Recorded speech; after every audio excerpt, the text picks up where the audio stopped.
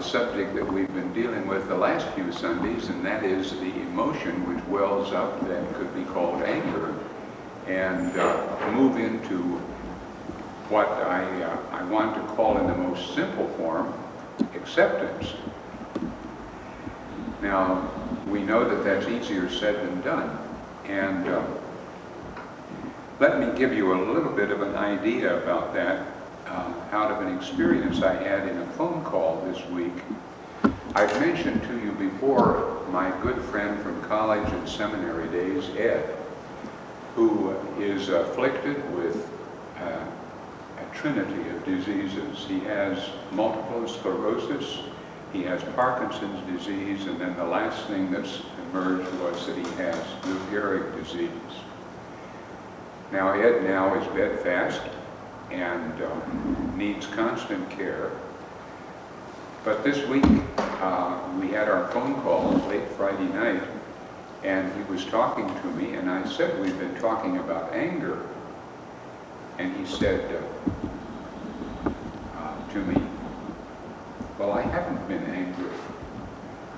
And I said, Ed, are you sure that emotion hasn't surfaced sometime in your experience of all of these trinity of losses? And he said, well, he's gone through some therapy experiences too, as a professional therapist trying to deal with this emotionally.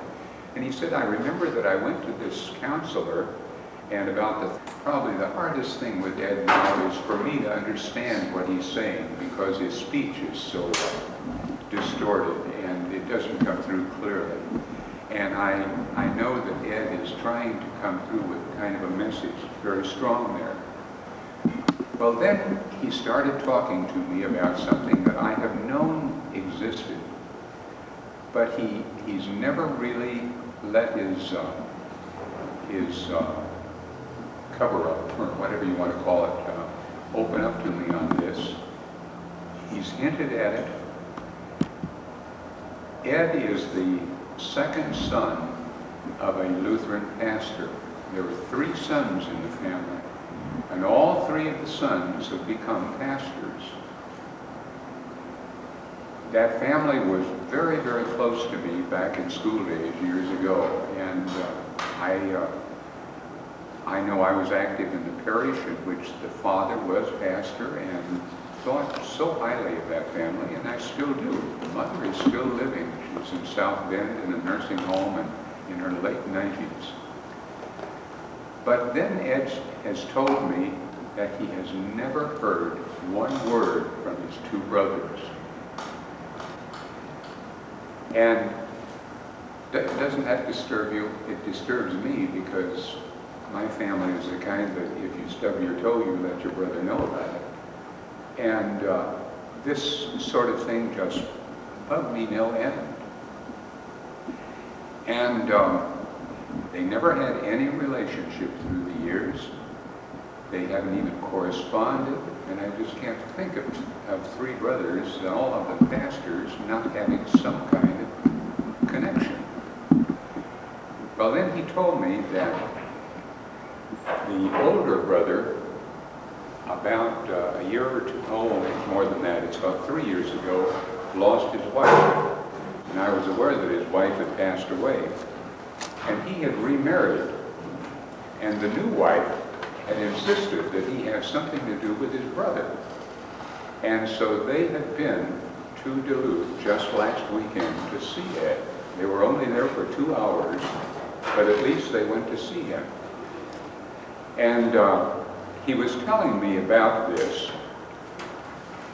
and then he started telling me, well, maybe I have been angry.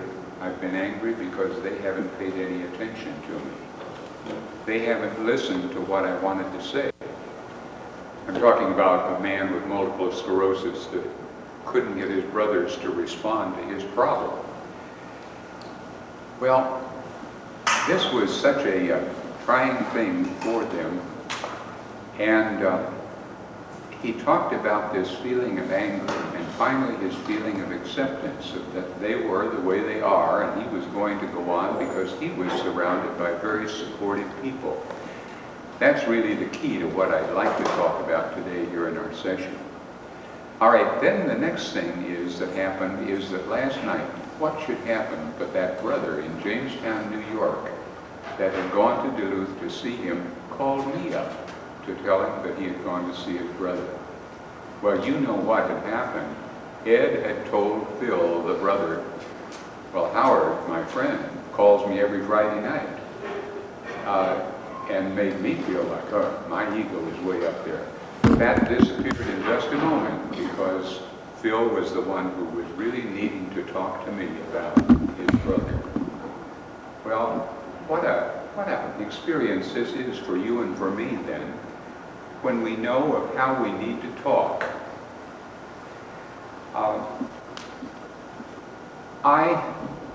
I want you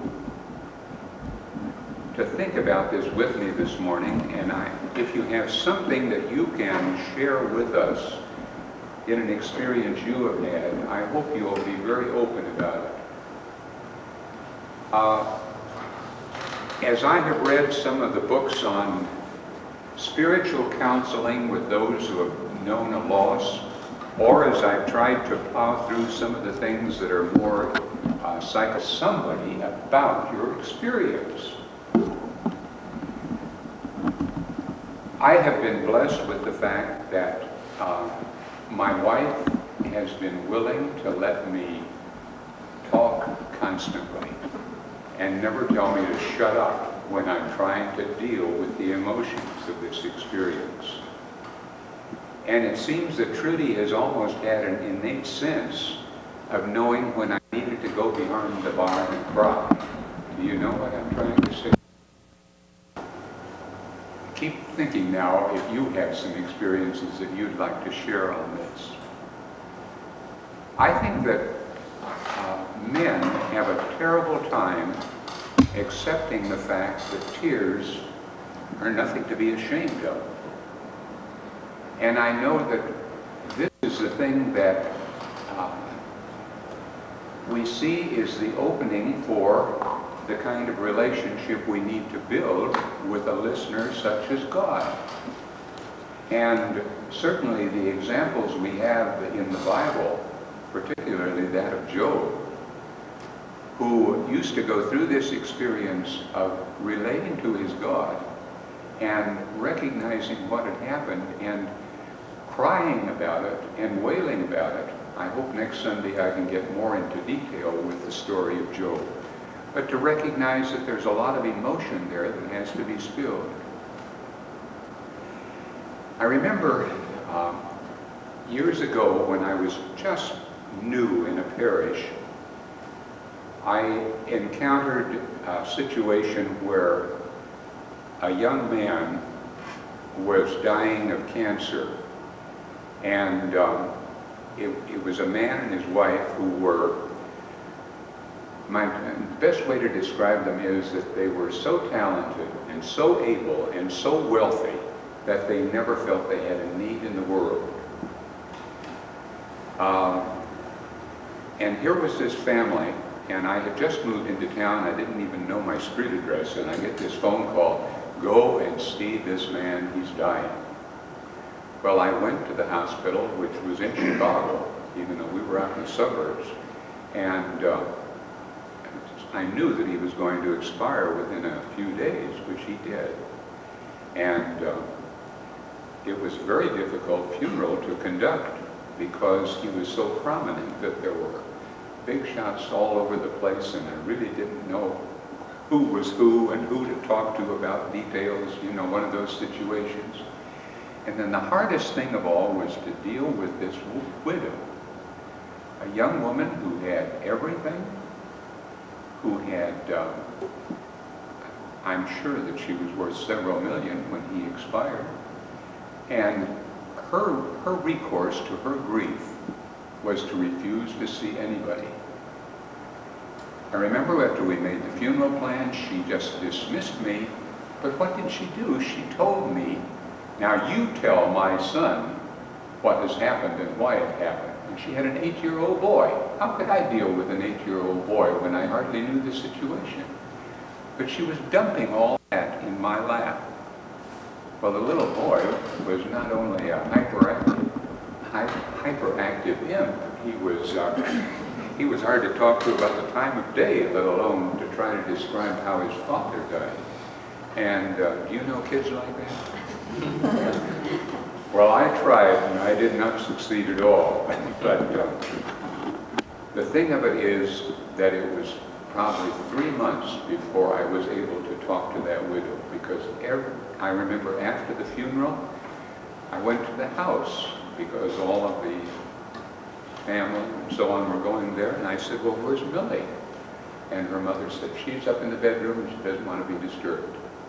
And so even the people that came trying to listen, she wouldn't let them.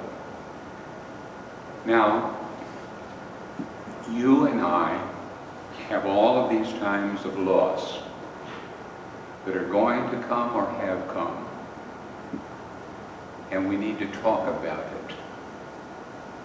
Do you have any advice you want to give somebody that's going through an experience that you'd like to share with us today about talking? Please. What my dad went through, my dad is a stoic kind of person, and would share his emotional level to the point of, yes, that hammer hurt my thumb, and that would be about the depth of him sharing his emotions.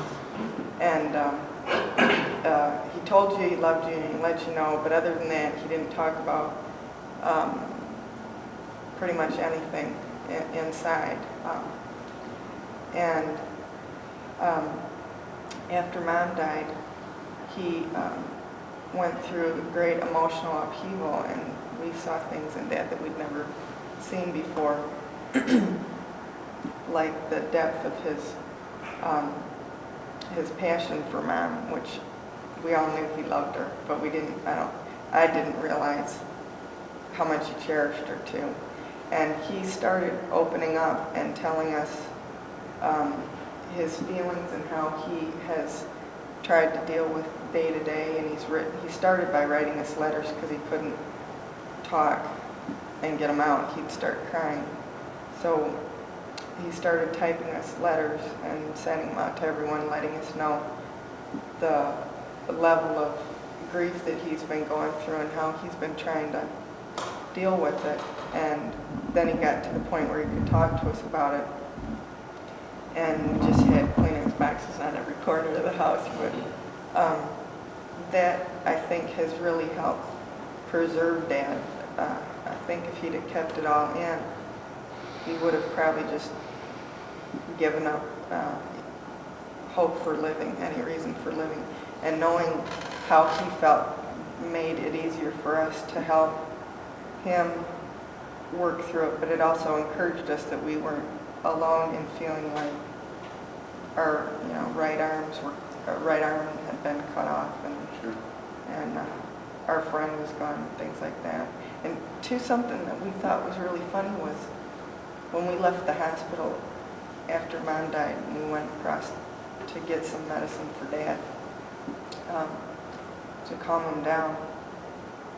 It was funny that everybody else was just going about their day. And didn't they all know that Mom had died? And we really thought that, Drew and I talked about that at length, and it was like, how come these people are just, all hustling around and driving so fast and just in such a rush, and why aren't they stopping to come up to us and tell us we're really sorry? Of course they didn't know, but you're not thinking that because we were still in such shock. But we have all tried real hard to talk as much as possible, and when somebody's ready to talk and you're not ready to listen, we make ourselves ready to listen, because that's helped our family the most. Well, good. I realize, you realize certainly there, the most important thing in the world has happened to you, but everybody else doesn't realize it. Yeah. But what I'm really trying to say today is that all of us not only need to learn to know that we need to talk if there's a sorrow, but we also need to lend an ear to somebody that wants to talk, and that's pretty hard. Because that might be the first time that person's opened up to talk about it too. Yeah. I know that many people, when they're visiting somebody who has had a disaster, or when they're talking to somebody who's had a loss, don't know what to say, so then they hurry on, while what they really should be doing is just expressing their sympathy, their sorrow, and then trying to see if there's some kind of an opening there to let that person communicate how they're feeling. And that may take time. And we're not a people that want to take time.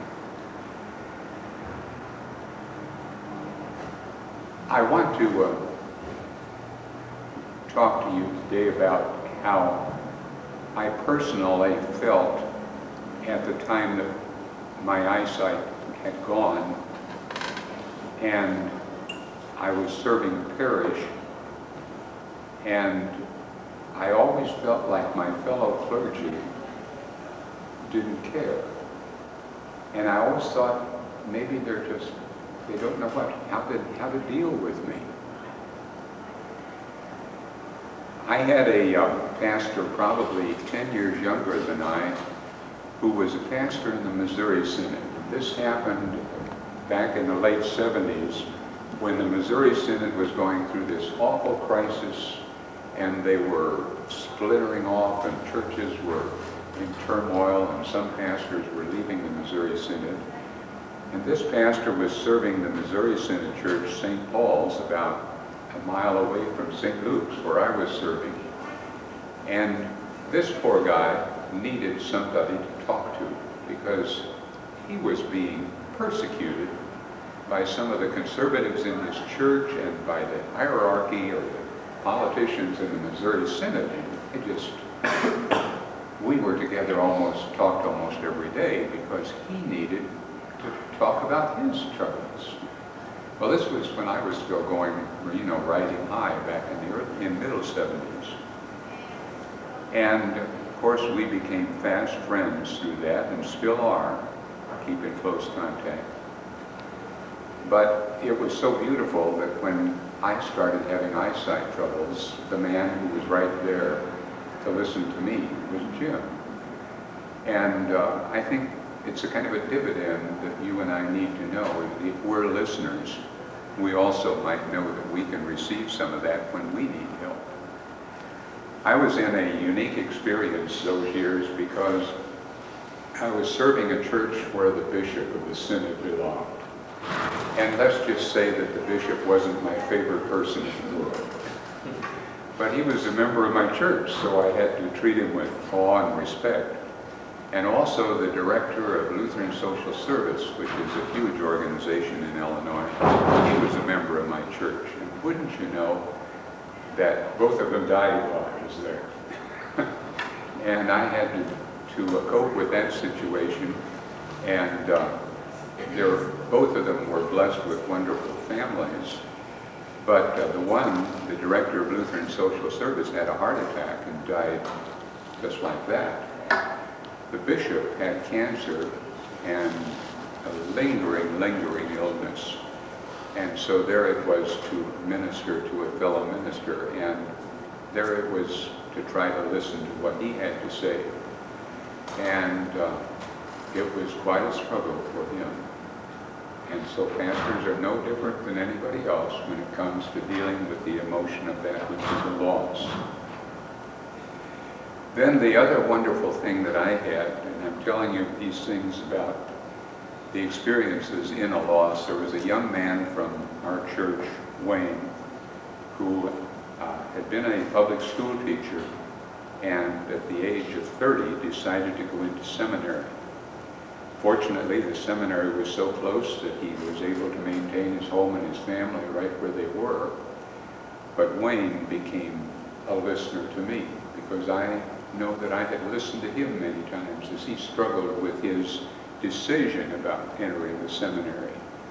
And so Lynn, listen to us old-timers when we have our troubles, and then you know that that's the experience that we can go through and experience these things.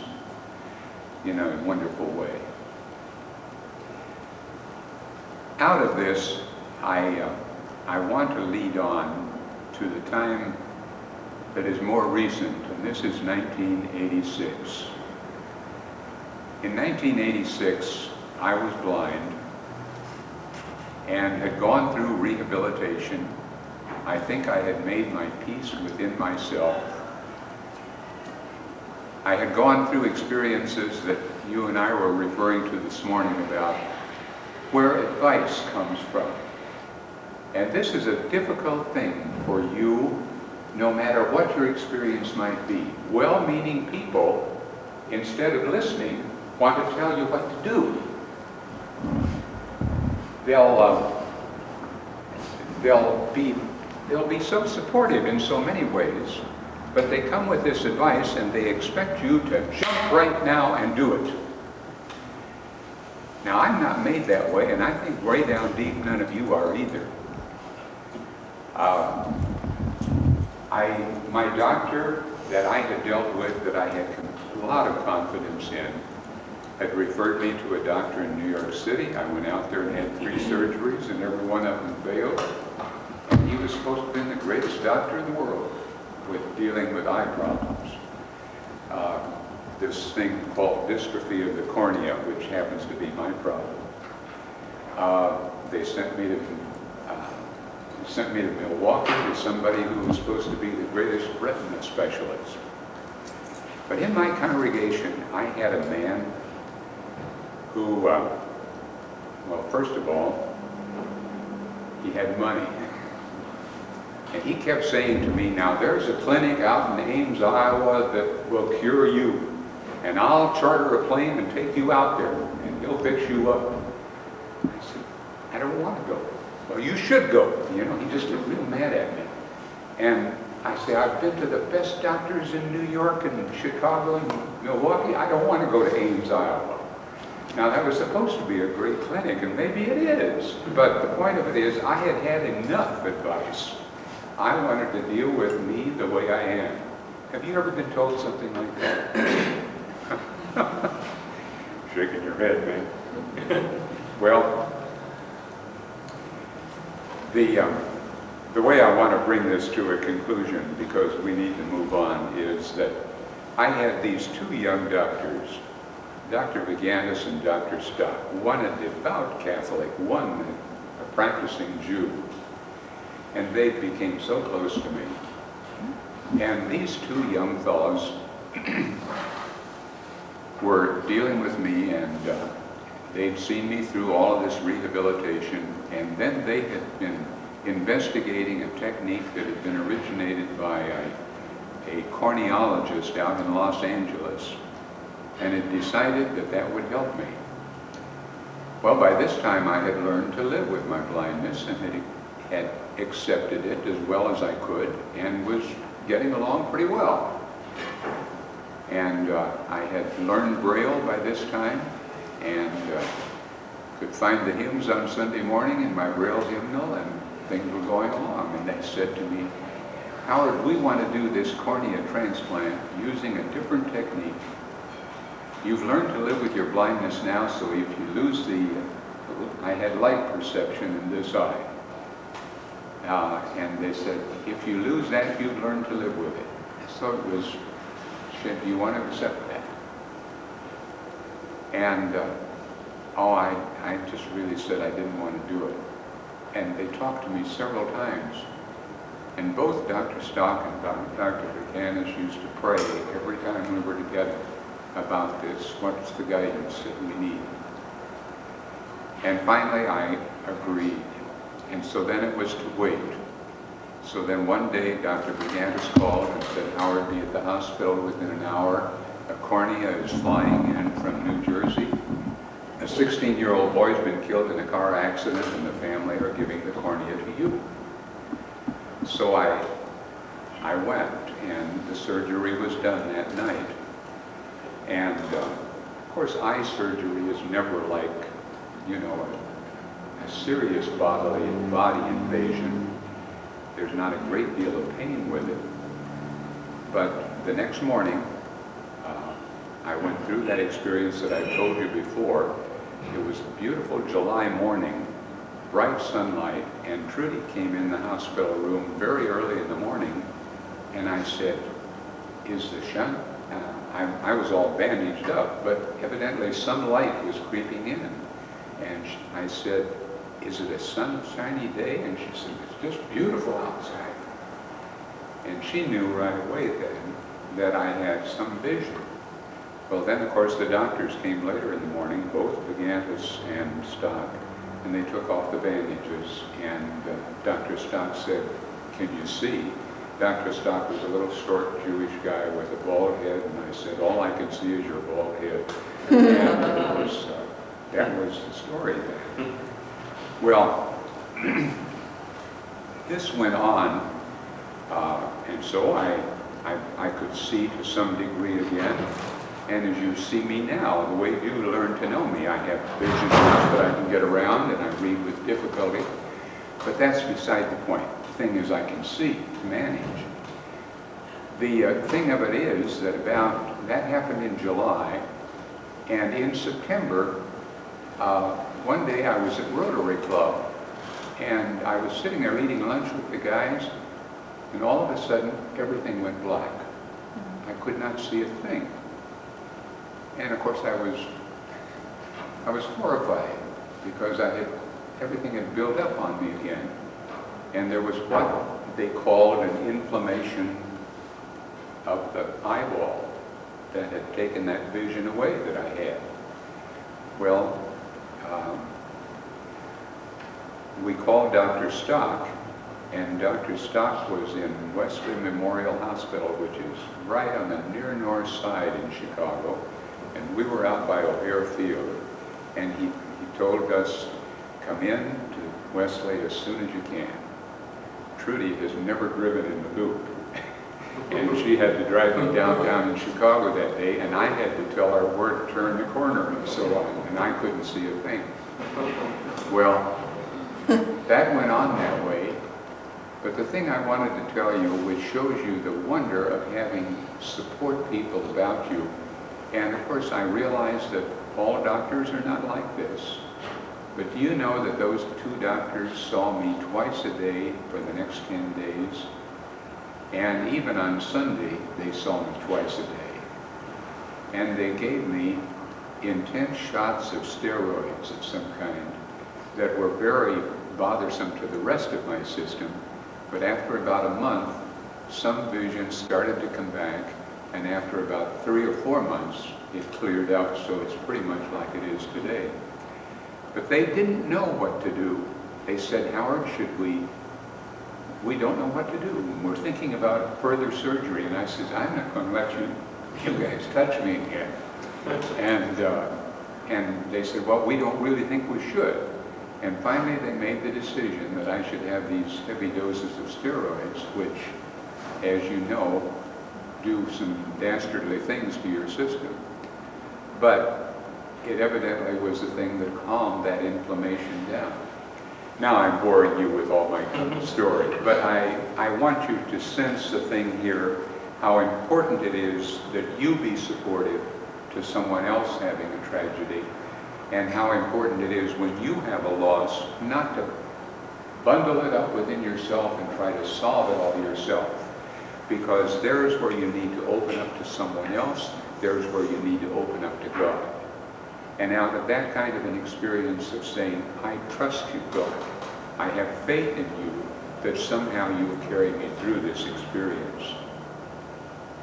As I told you this morning, I turned on the TV and listened to the music of the Schuller program, Crystal Cathedral in California.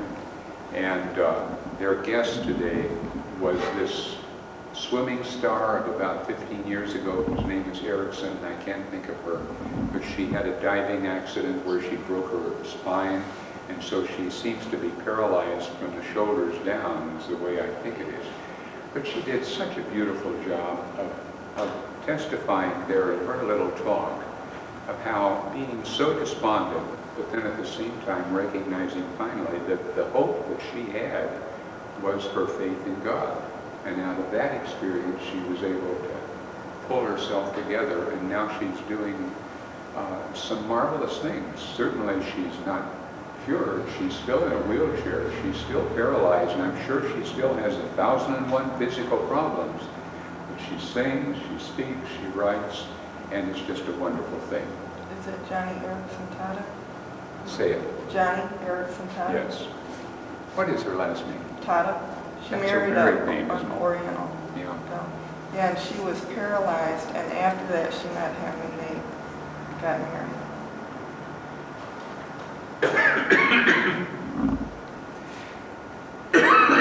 Pardon me. This morning,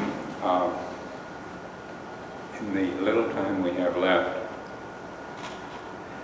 I wanted to just mention the importance of reading and of finding out the experiences of others and finding the strength that we can find from God. About 20 years ago, a book appeared by Rabbi Harold Kirshner, When Bad Things Happen to Good People. I'm sure you've heard about it, and perhaps some of you have read it. About 10 years after that, there was a book that appeared that probably is much easier for us as Christians to absorb, but he ought to be accused of plagiarism, because the title of his book was Why Us When Bad Things Happen to God's People. And I have read both of those books, and found them very helpful. The problem is with Kirshner's that I can't always agree with it, and probably it's much too academic for a person that's going through an emotional experience. But I wanted to tell you of a book that I think it's probably 10 years ago when this came out. It's just simply called Eclipse. Have any of you ever heard of it?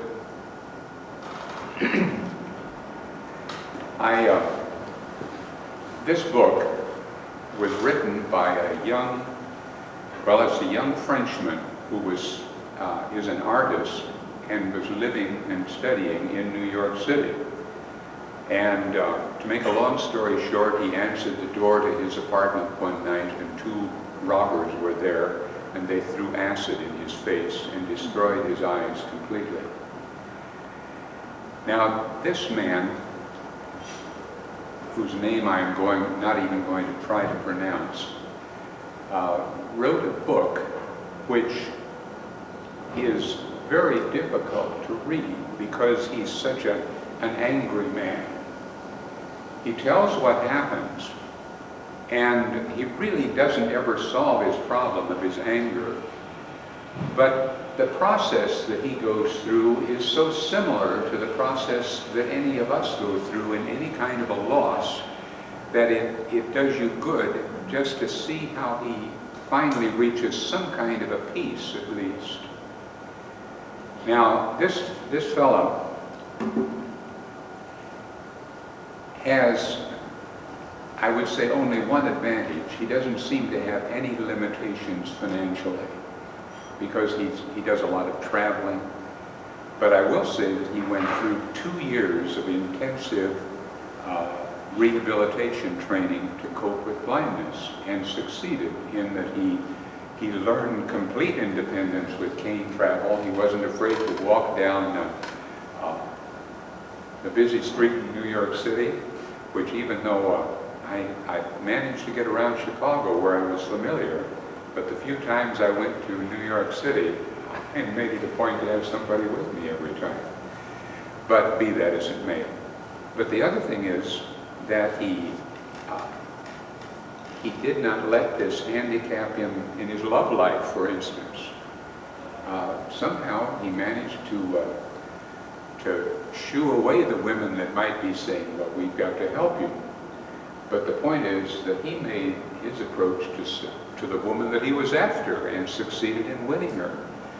It's kind of a good story, but at the same time, at the end, he's still mad.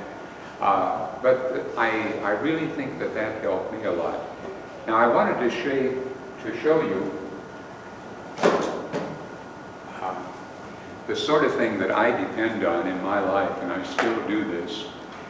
These are the books that come from the Library of Congress.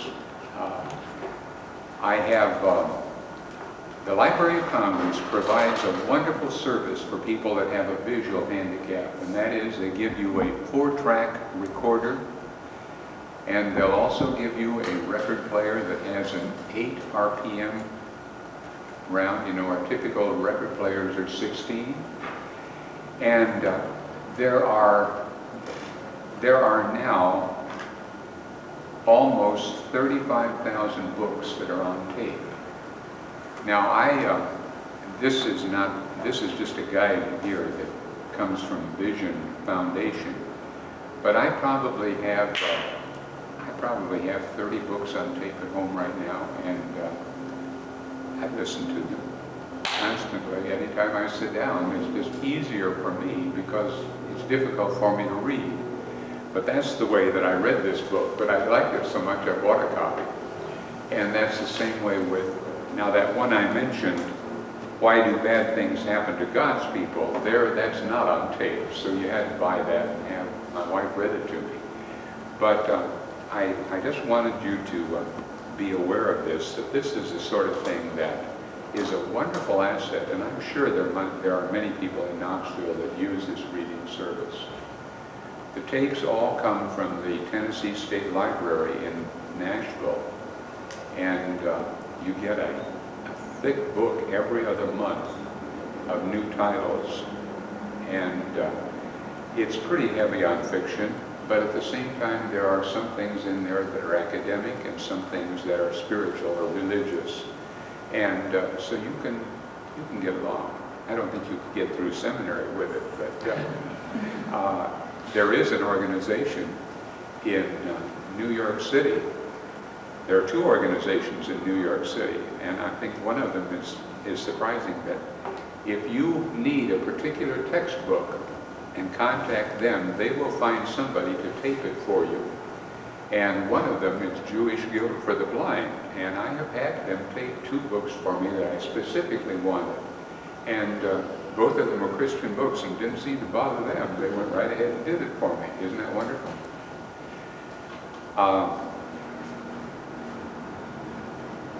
As long as I'm on that subject, I wanted to do 2 more things.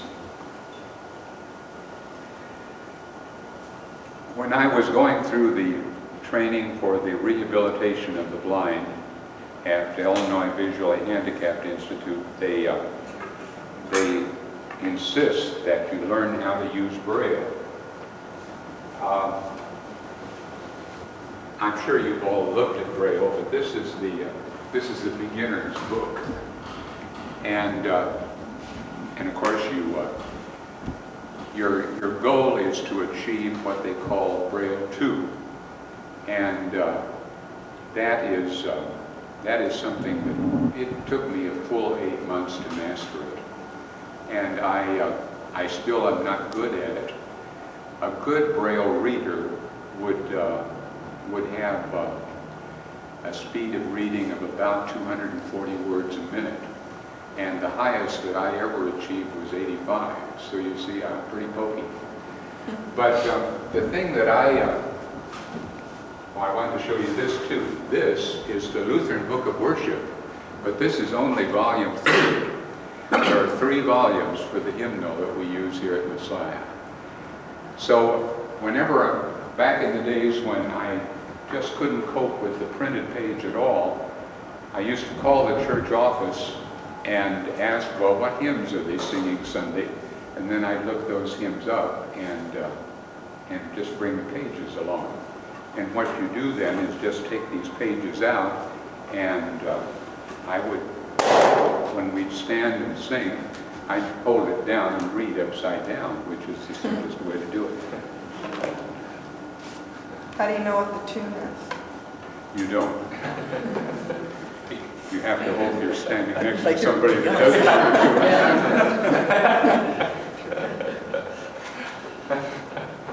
They do have Braille music, but that's really far beyond anything that I could ever listen. Two-handed, I bet. No, you have to memorize it.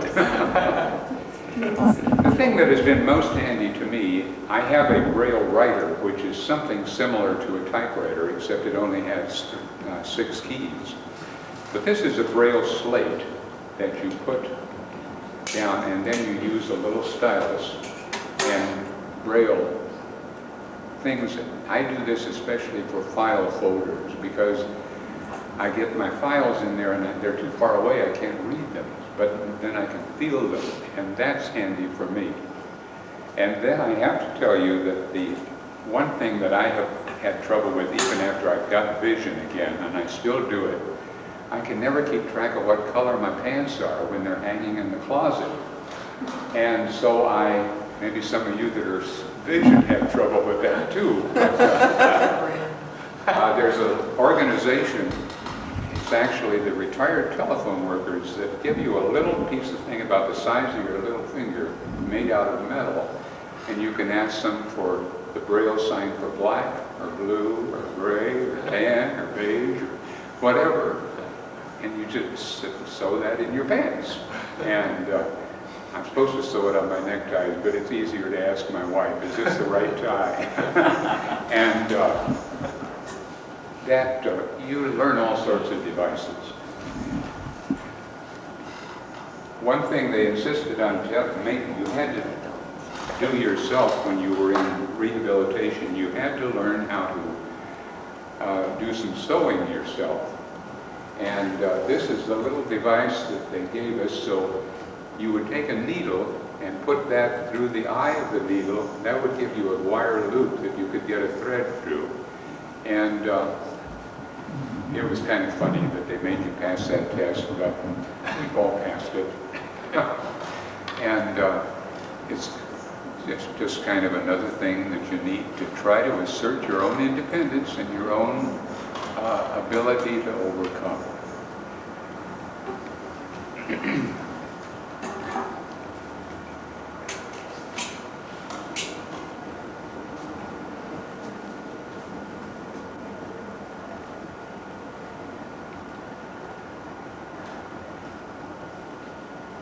I've mentioned to you these different suppliers of aids, and there are all sorts of devices, but when we're going, especially when we're driving, I carry this with me, and sometimes I'll use this when I'm watching television, but it's just a typical telescope for one eye, and it works fine, yes. Folks, I'm going to conclude with that today. Next Sunday, I'd like to spend our time going through some of the sections of Job and trying to deal with the emotional factors that surfaced there. And that will be the conclusion of our Lost class. But I just really enjoyed this experience, and I hope too that you found it something that we can share. I'm sorry that I do too much talking, but that's the preacher in me.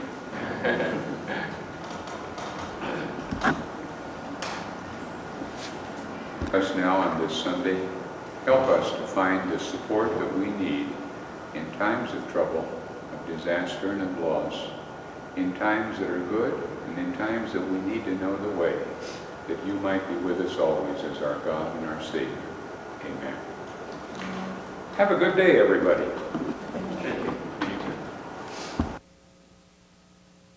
Something, aren't we? Put it on the floor. It's not moving when she did it. It should be what we say during the. I think we should get started with our group this morning, and if some others come in, why, they can join us when they get here. But let's begin with a word of prayer. Dear God, be with us in our togetherness here today. Bless us as we seek to find ways that your Spirit can bring ease to us when we have sorrows, when we experience a loss. We pray that you will help us in our conversation, that we might learn from one another and find ways in that we might lead a life that reflects your glory. We ask it in Christ's name. Amen. We've been going along here now for 4 weeks, and I've never given you any printed things to take with you. But today I do want to hand out a few sheets of paper that are really things that I would like to have us talk about, but also if you get bored with what we're talking about, you have something to read. So take these with you, and you do not need to return them, folks. So help me, will you? I've got 2 there.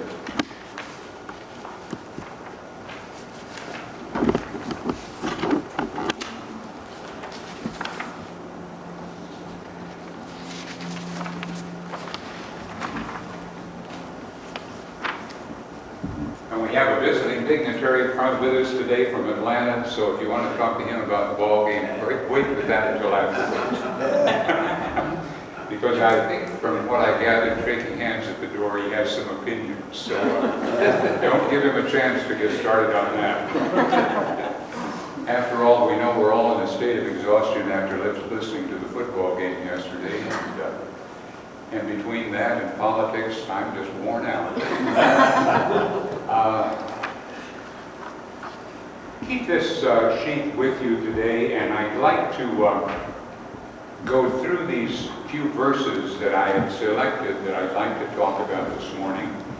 Very familiar verses, especially the New Testament verses. Then I have a few quotes from people that are familiar names. A few books that have been particularly helpful to me in the whole matter of loss. Then down at the bottom of the page, for discussion, I'd like to have you scan those questions and see if you have some things that you would like to share with the group about they're very short questions, but I think they fit with our whole comprehension of what it means to know a loss. What if you feel yours is a small faith? How can one face bad things? How do I handle my inclination to blame God when things go wrong? And then finally, some believe every Christian has the right to healing because of the cross. Do you believe that? Believe this? And then finally, a prayer that I'd like to use at the close of our session today, a prayer that I think all of you have seen before, but perhaps some of you never realized where it came from. The last parish I served had 6 AA groups that met in the building during the week, and I used to hear this all the time, and I learned it practically by listening to it or praying it with them, but I never knew where it came from. And the other day I ran across this statement, which maybe all of you knew already, that Reinhold Niebuhr wrote this during World War II, and then AA adopted it. So that, just having to share one little bit of wisdom that I think I gained during the week.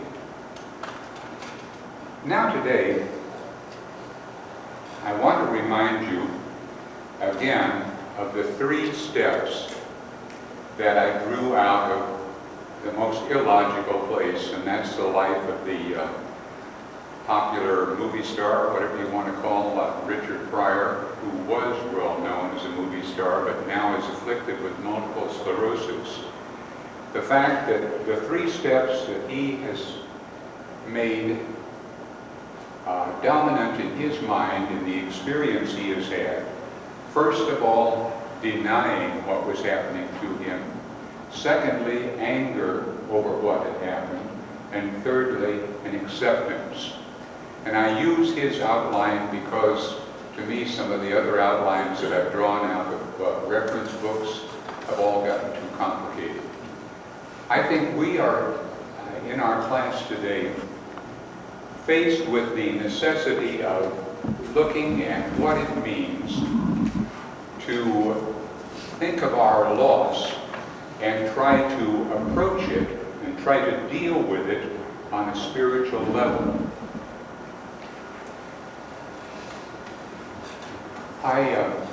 I know that you hear Pastor Huntley speak quite often of the spirituality movement that is present in the church today. It's emerged from the things that have developed in the church in the last 25 or 30 years, I believe.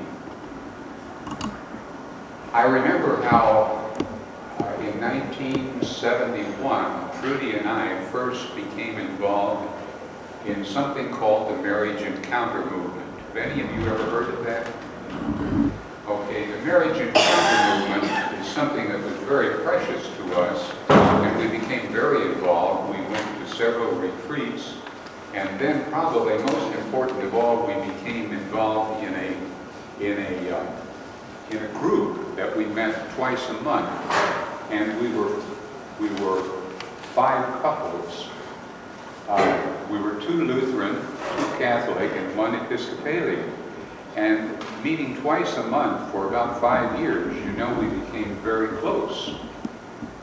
But it was an experience not only in dealing with the whole concept of what it means to live together with a spouse, but the most important part of it was that we became very involved in the depths of our spiritual relationship with God, in finding that relationship and letting it be a bridge for us. And of course, then we moved on into the Cursillo movement, which is another evidence of spirituality.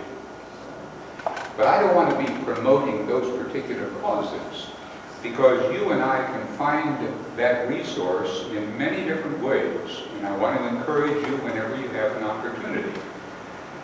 But our problem is that when we become involved in this, and I also happen to be very much interested in what I would call the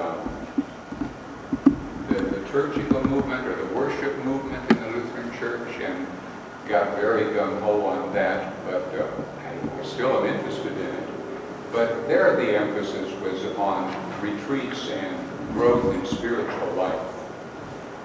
Then I remember the pietistic background, the Scandinavian pietism that I grew out of, that was my heritage from my home. And I grew up in, maybe I've said this before in our class, but I grew up in one of these homes where you had devotions twice a day, and you spent a lot of time on everybody in the family having free prayer. And of course, the other thing with my home is that my dad was an immigrant from Sweden, and he had the understanding in his mind that if you talk to God, it had to be in Swedish, because after all, God speaks Swedish. And so we always had to pray in Swedish, which is a challenge, and it's a challenge for me now. I think I've preached in Swedish a dozen times or so, but the Lord help me if I ever get asked to do it now. I remember one of the first assignments that they sent me out on in the seminary was to a congregation which was Finnish in background. And of course I couldn't speak Finnish, but they had the arrangement that a deacon would translate for me. And I stood in the pulpit, and I don't think I preached for 5 minutes, and he talked for half an hour. So I remembered what I was saying. So that's, you have to approach it in faith, friends.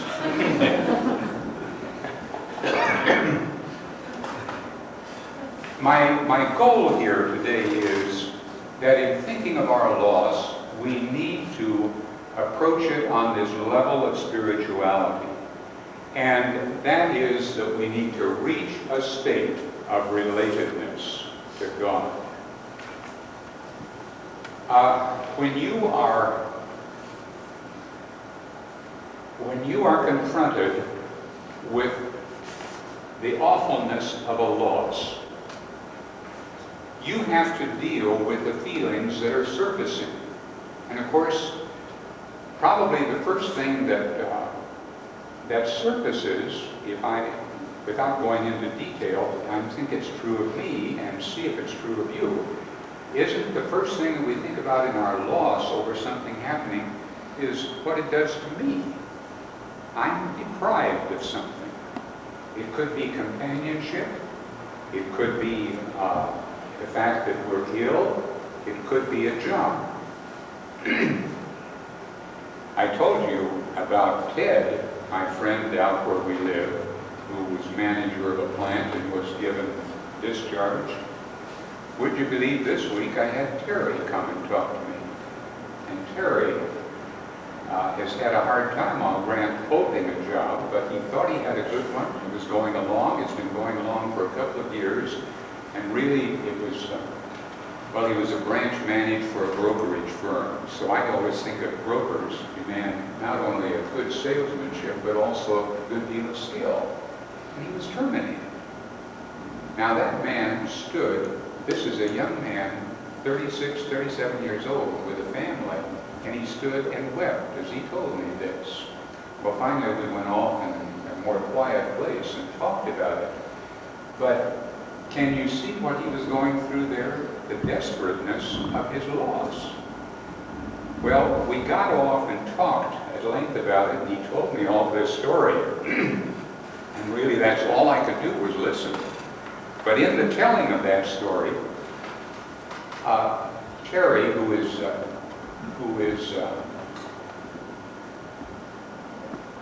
he's an intensely religious person, and he said, when he finished talking about it, he said, I just have to feel God's presence.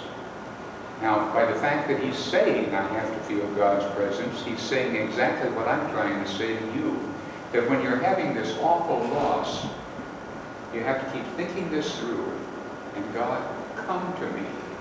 Come to me with the kind of strength that will see me through this. And I thought that was a mighty big step that Terry took, because I don't think we've been talking more than an hour and he was able to say that to me. And I hadn't been preaching at him.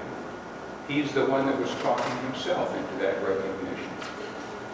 Well, this is the ultimate relation that I want you and me to think about, because it has such special significance, because then we realize that we're being called beyond this life. Now, I want to tell you about, talk to you about these verses that I have. You've got one, Martin? Chuck, you need to know.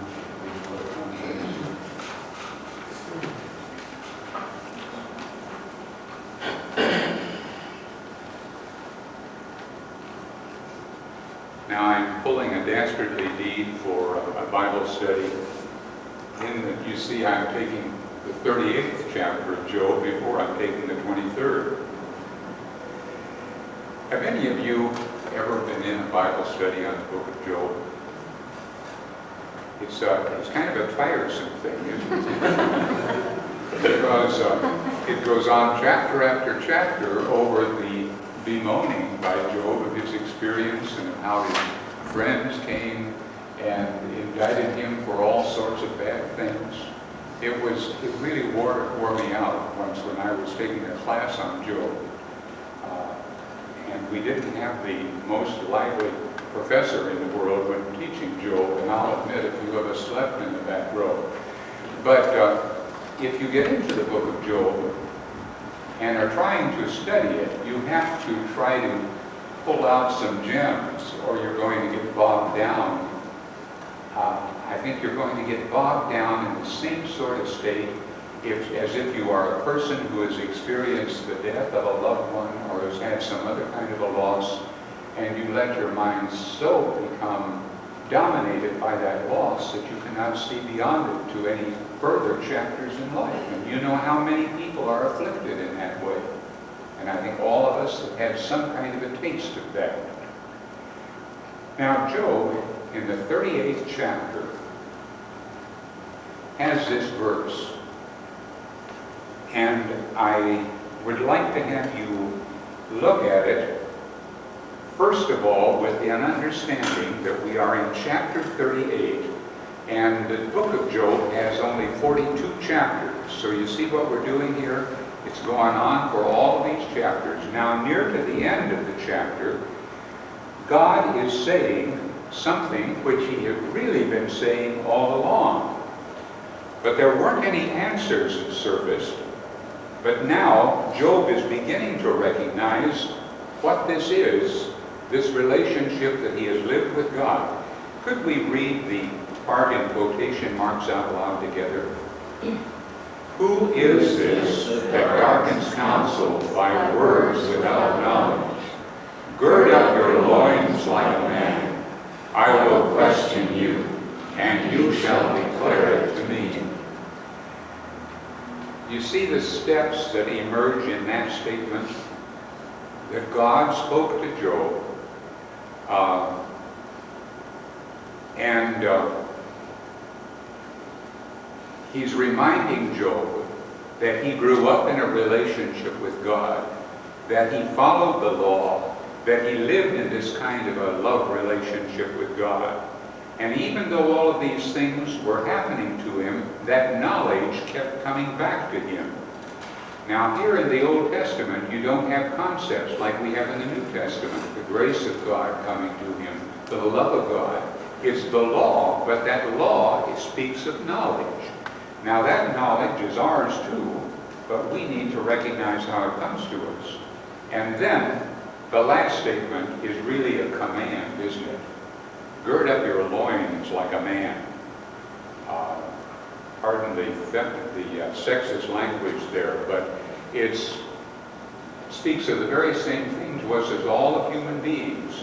Strengthen yourself by the knowledge you have. And then God says that out of all of the experiences that we encounter in the world, because we are flesh and blood, we're part of the creation, we're part of the things that live and die, we're part of the world that is subject to the accidents of the world and the diseases of the world. We recognize that as fact. Now, out of that fact, you and I need to come forth with a kind of a statement, yes, God, I know that you are with me in this. Now, out of that knowledge and out of that fear and love that I have of you, I will follow you. I will find this strength. Now, before we talk about this too much more, look on to the next statement from Job. Job from the 23rd chapter. And let's just kind of imagine here, without getting into a lot of details about the time span, let's recognize that here is Job speaking earlier in his experience of the disasters that came to him, his family dying, he's losing his possessions, the awfulness of his own physical health. So he says, but he who knows the way that I take, when he has tested me, I shall come out like gold. That is one of the most powerful statements that a man who has suffered and has lost can possibly make. I used to hear that statement read when I had the worst of my experience with loss and blindness back in the late 70s and early 80s up till 1986.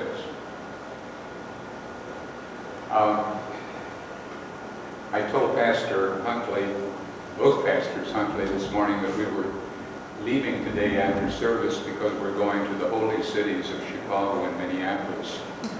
And so we won't be around for 3 weeks, but we're going to do several things, my wife's college reunion, but we're also having a seminary class reunion. And but this leads up to 2 telephone conversations that I have had in the past week. First of all, a pastor who serves in a church near my last parish in Des Plaines, Illinois, called me and he said, I hear you're coming to Chicago. And then he told me that and I did not know this, that he had just had serious surgery for prostate cancer. And then he went on telling all of the story, which is not pleasant. And he has to undergo treatment. He said, our assistant pastor has to be out of town next Sunday. That would be a week from today. Howard, will you preach? So that's settled for next Sunday. But the thing that I was grieved about was, here he had all of these health problems, which to me would be very much a concern. But what he was really grieving about was that his doctor had said to him, "Pastor, I think you should plan on retiring." And he did not know how to take this. Now, I told him 3 years ago he should have retired because I think he's 69 years old. He's not a young pup. But he couldn't handle this, that he was going to retire. And then he said to me, "Howard, how did you handle that?" Because I retired when I was 57. And it was difficult, but I think I was more concerned with my physical problems than I was about the whole matter of retirement. But he was really bugged by this. Well, wouldn't you know that the next day I was talking to my seminary roommate who retired last spring from a church in Rockford, Illinois, and we're going to be seeing each other. He didn't ask me to preach, he couldn't do that, but he said, "I'm just not handling this retirement business very well at all." And he wanted to know how I felt about it. And do you see what they're going through there? They're going through the crisis of a loss, aren't they? And I empathize with them. I may have told you this before, but when I retired, I knew that we had to make some kind of a decision, and at the time my eyes were very bad, and I wanted to retire where there were support services. You know what I mean? Like having doctors handy and sheltered care and nurses and all that sort of thing. And so we started off looking, and I thought, oh, I know the place I want to retire is the Preston Northwestern University. They have nice cottages and homes and duplexes, and there's a nursing home, and there's an old people's home and all this. And I thought that would be so nice to go to a place like that. And so we went over there, made an appointment, and they looked at my age, and they checked our assets, and they said, well, you can come in, and your entrance fee will be $185,000, and then you pay something like $1,600 a month. And I about fainted. Because it's nice, but it isn't, I didn't think it was that nice. And so then that sent us off on a journey around the country, and we visited places all the way from Claremont, California to Philadelphia, Pennsylvania. And I had a parishioner from my church in Chicago that had retired to Pleasant Hill, Tennessee. And we were visiting friends in Memphis, and then we were going over to Knoxville to visit friends, and we stopped to see her. And out there in Pleasant Hill, we have a place that has been there since 1885, 1,000 acres of wooded land where years ago the Congregational Church started a school for mountain kids. And it developed into a high school. Then about 1917, it developed into a medical center and a hospital. And the school stayed open, believe it or not, until 1947. Well, now, about 1950, they started the retirement approach. And of course, right in the center of the village are apartments and an old people's home and a big nursing home, big for Pleasant Hill, 75 beds. But then out in the woods, within a 2-mile radius, they subdivided, and you build your own home or buy a home. So we live about 2 miles north of Pleasant Hill out in the woods, and I have an acre lot. Behind me is woods for about a mile where I have developed my own trails, and I just have a real good time, and a creek running back behind the house. But the thing of it is that I know that just up the hill is a doctor, a nurse, and a hospital. And wouldn't you know that after all of our concern of getting me in that kind of a setting, the third day we were there, Trudy falls and sprains her ankle. And within 5 minutes, there was a nurse at the house, and within 10 minutes, the doctor was there. And that's the sort of thing that we were after, and also, incidentally, it fits our budget. But we're very happy and content with that.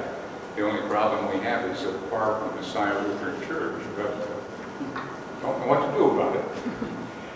People ask us, well, why don't you go to Fairfield Glade? And we tried to go to Fairfield Glade, and that is just out of our class.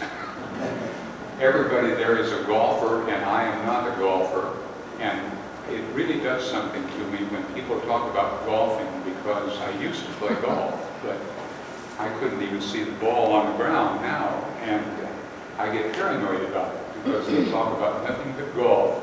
Even the illustrations in the sermons are about golf, so I couldn't handle that. I am prejudiced against golf. So don't you dare tell me a golf story. Now I'm getting carried away here, folks, and pardon me, but do you want to ask me any questions on what we talked about so far? Do you agree with me or disagree? Poor Pastor Huntley, you're so quiet today. Here, I just wondered about that first passage in Job 38, 1 through 2. Yes, what do you say? The last phrase that says, "You shall declare it to me." By it, do you mean his faith or The knowledge. the knowledge of And the knowledge is the basis for his faith. I think that's what it means to me. Anybody disagree? So the questioning will be about that knowledge, is that Yes. the implication in this passage? Are there more of those handouts? Oh, pardon me. Thanks. Oh, thank you.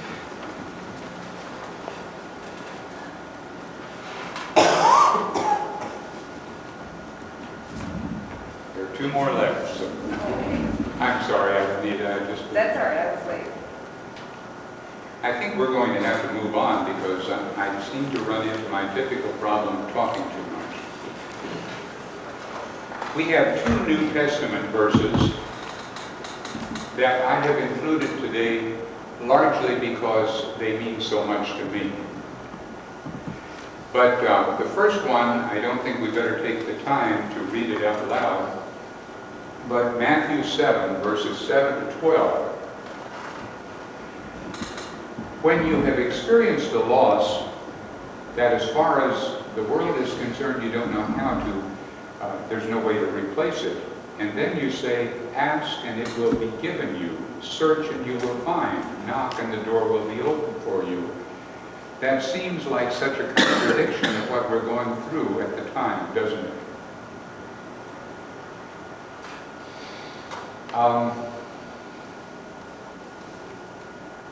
I could say very blandly, even though I believe it's true, that when we ask and search and knock, we are going to be answered in some way. It may not be the way we are asking. And there is the very strong part of that statement. Do you agree with me on that, or do you disagree? What does that verse mean to you?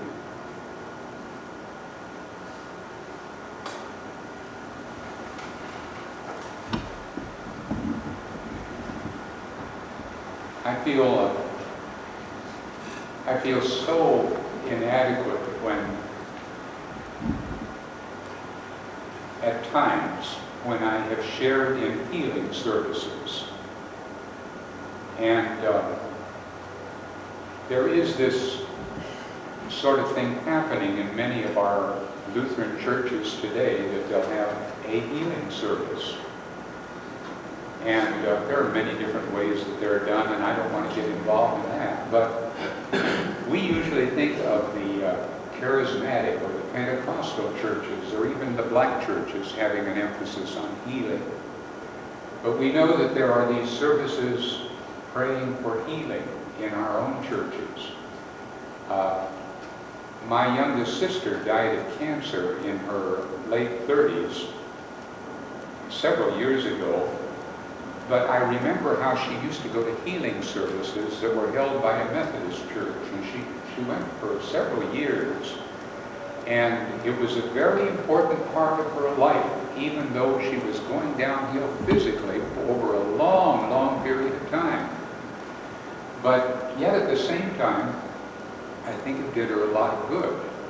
But I always wondered, is she getting sold a bill of goods that somehow she's going to pray herself out of this experience? And I always used to wonder about it. How would you folks feel about a healing service? Any of you ever attended one? We've had them here. Do you? In Knoxville? Yeah, right here. Right here? A few years. Tell me how the reaction was at the end. Well, I think it gave a certain sense of calmness and peace to myself.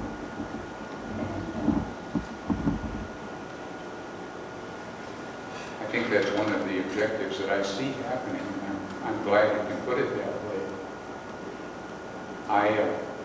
We had that experience a few times in Park Ridge, and the man who succeeded me was very liturgical, and he started having Saturday night healing services that were really liturgical more than, well, many prayers, but anointing with oil and that sort of thing. And I think the people got very turned off by it because I don't think they were ready for that sort of thing. But he didn't stay there very long. Now they have another pastor again, so he's not doing that. So it's hard to tell. Any other comments on the scripture passages today? I've written down the passage from Romans 8:28, one that you've heard, but one that I struggled with for several years. But out of the experience which I had with blindness, we know that all things work together for good for those who love God, who are called according to his purpose. Now, I found that verse to be very, very stabilizing and very important to me, even though I had difficulty accepting it. But then as time went on,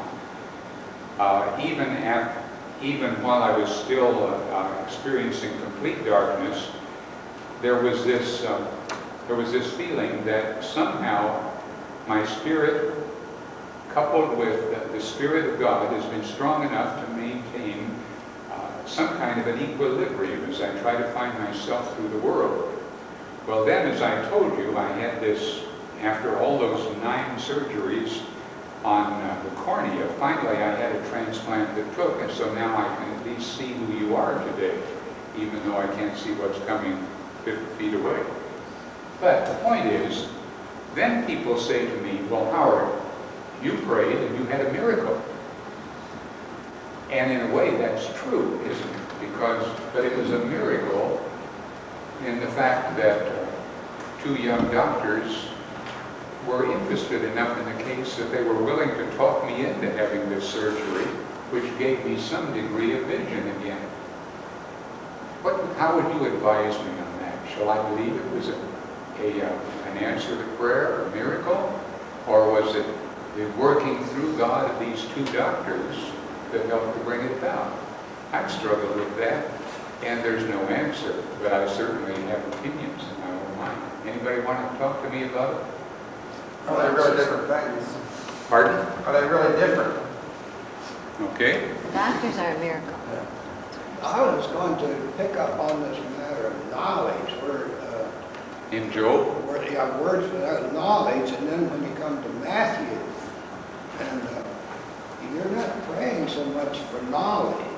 You're looking, I think, for faith. For what? Faith and trust. Faith. And I wonder if that isn't part of what happens in healing services, that your faith is strengthened because you don't come for knowledge. That doesn't necessarily help you to get through or to accept things.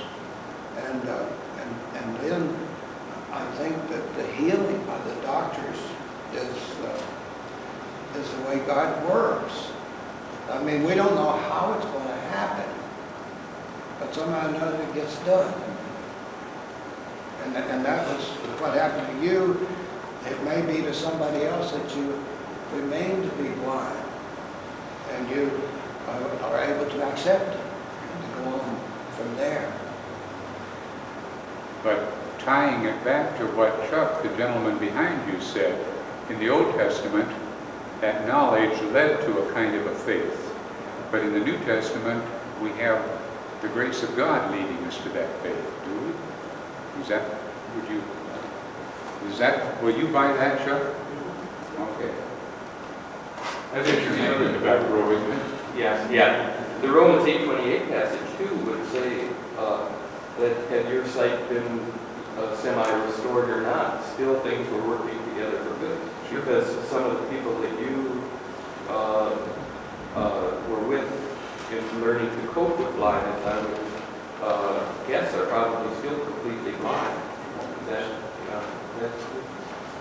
I'm going to be seeing several of them now in Chicago and Minneapolis. So it's one, I mean, it's a challenge to people to try to cope with this. This whole thing's been about loss. How do you try to combat that feeling that if something bad happens to you, there is no God, or God is trying to, pick on me or something like that. That's a struggle, I guess, everybody has to try to cope with in life. So you can emerge through that anger experience into a certification of your faith. Yeah, but to me, this whole Sunday school experience has been, your teaching of this has been a kind of an affirmation of Romans 8:28 in some way.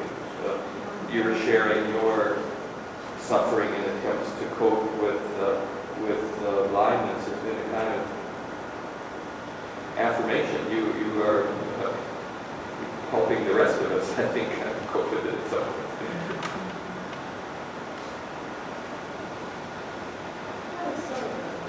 Loretta? Question, I find this really interesting. In Matthew, in the transition, I guess you might say, in that verse, that it starts out, we'll ask it, it will be given, and you can do with your children how much more than I would. And then it culminates, though, in everything due to others, as you would have them. And now it's passed from asking and receiving for yourself. And that's going to be taken care of. Now turn your attention to what you should do for others. I mean, I just thought it was interesting that last sentence followed in the way that it did in that. Now, I'm so grateful you picked up those negatives there, because there are two of them. In the version we have in Luke, I think there are three. And then ending it up on a very positive thing, because that speaks of our relationships. Howard, I really appreciate some comment you made a few minutes ago about the Matthew passage. I can't remember just how you put it, but the idea that when you are in grief, these words can be really empty. And we need to accept the emptiness.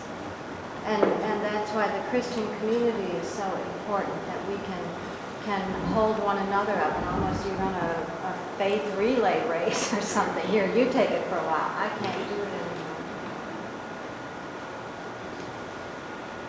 I'm sure that that's one of the most important things that we have in our prayer experience in our worship on Sunday when we name others that we're praying for, and the knowledge that if your name is there, even if you're not present, you know that your fellow worshipers of Messiah are praying for you.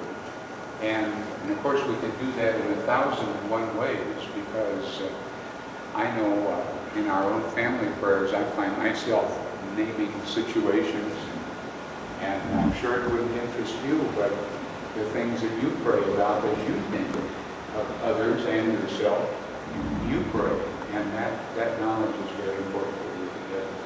Well, that raises another question, because I was talking to Harvey Down about this family that we included this morning. I said, Nobody in the church knows those people at all. They're complete strangers to, and they're known to us, Harvey, and to our family. But one never knows. I mean, the people here join with us in expressing a prayer to God for those people. But out of this, they may find strength because we did come on their behalf. Because they're not praying people. They're not Christians. I remember one week a while back, we prayed for a child's teacher who had an intestinal virus or something. And it was kind of amusing, but yet that child brought their prayer concern. And how could you say, no, that's not important enough? You know, if it was on their heart, we surely can all take the second that it takes to include that thought. Well, I'm sure Pastor Huntley could agree with me that many times we've been asked through the years to pray for people about circumstances that we kind of should we do that? But without going into details, that's the sort of thing that we all encounter. Folks, I'm worried about time, and we haven't even got through halfway through this page.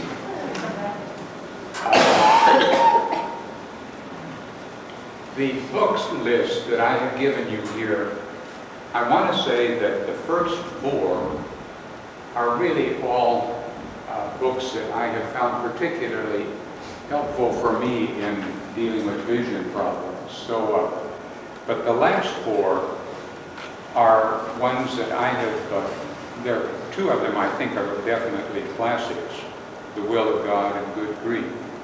But they help so much in my own personal experience of dealing with the whole matter of loss.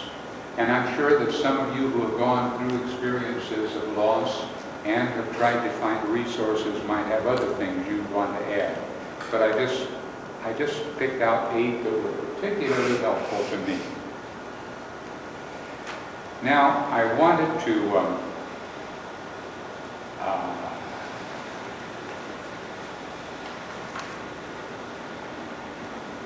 pass out one other sheet before we all get out of the room.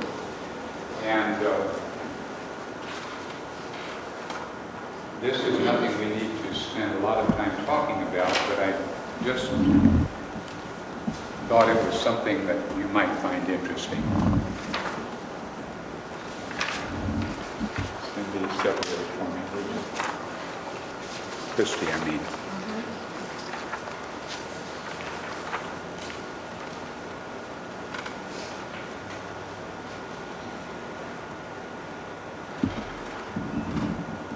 Several years ago, when I was going through rehabilitation, we developed this, which has to do with courtesy rules for blind people. And I wish you'd take this home with you and just read it through sometime. I know that one of the big problems that you always have when you're suffering from vision loss is that people want to help you. But it always used to burn me up so when they would come up to Trudy and me and they would speak to Trudy just as if I couldn't hear what they were saying. And there were other things that would happen.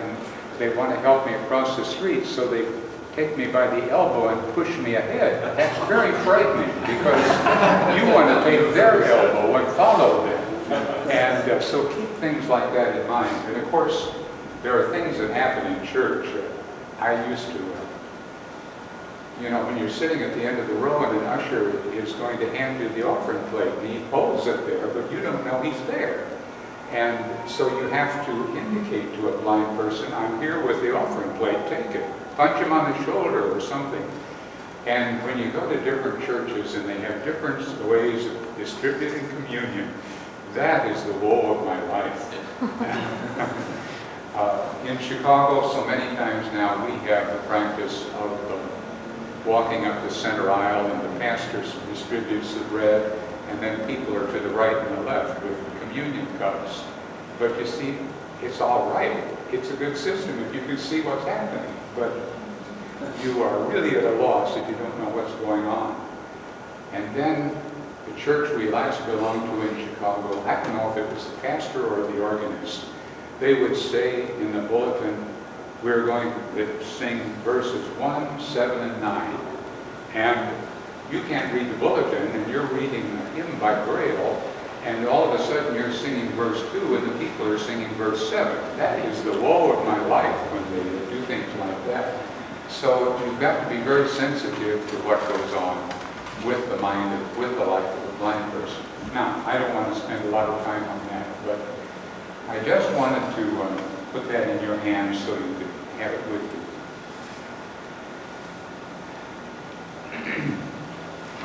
The questions that we have for discussion, let's try to take a minute or two on that before we close. Some believe every Christian has the right to healing because of the cross. Do you believe this?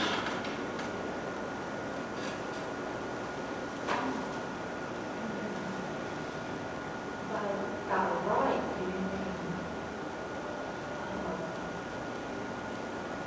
Well, But probably. grace, I guess, Do you have the, because of the cross, do you have the right to pray to God?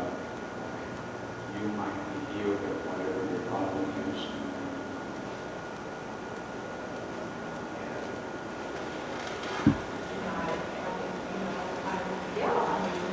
Christ paid it all. I know I can be very specific in what I'm praying for, but at the same time I recognize what God's relationship is. And I can use the term God's will, but I'm almost scared to, because I don't want anybody to take this as a statement that God wills that I do suffer or I don't suffer, or I don't lose or I do lose.